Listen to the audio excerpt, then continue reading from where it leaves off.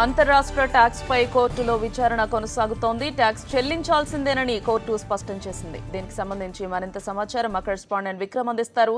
విక్రమ్, చెప్పండి, ట్యాక్స్ పై కోర్టు చేసిన వ్యాఖ్యలకు సంబంధించి మీ దగ్గర ఉన్న అప్డేట్స్ ఏంటి? అంతర్రాష్ట్ర ట్యాక్స్ పై హైకోర్టులో విచారణ నిర్వహించింది. ట్యాక్స్ చెల్లించాల్సిందేనని వాహనదారులకు హైకోర్టు చెప్పింది. ట్యాక్స్ ను బ్యాంకుల్లో జమ చేయాలని వాహన యజమానులకు ఆదేశించింది. అదేవిధంగా ఆ డబ్బును దేనికి వాడకూడదని కూడా సూచించింది. దీనిపై తెలంగాణ, ఆంధ్రప్రదేశ్ ప్రభుత్వాలను కౌంటర్ దాఖలు చేయాలని హైకోర్టు ఆదేశించడం జరిగింది.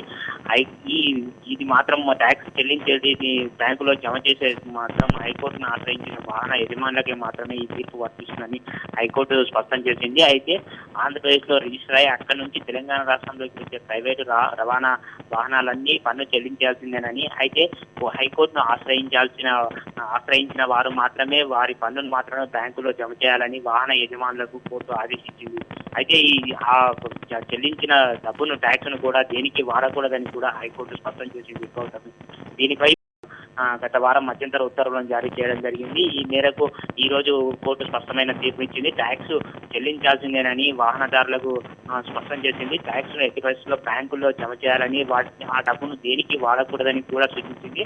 దీనిపై తెలంగాణ, ఆంధ్రప్రదేశ్ ప్రభుత్వాలు కౌంటర్ దాఖలు చేయాలని కూడా ఆదేశించింది. ఇది హైకోర్టును ఆశ్రయించిన వాహన యజమానులకు మాత్రమే ఈ తీర్పు వర్తిస్తుందన్న విషయం కూడా హైకోర్టు స్పష్టం చేసింది. Thank you Vikram, thank you for the updates.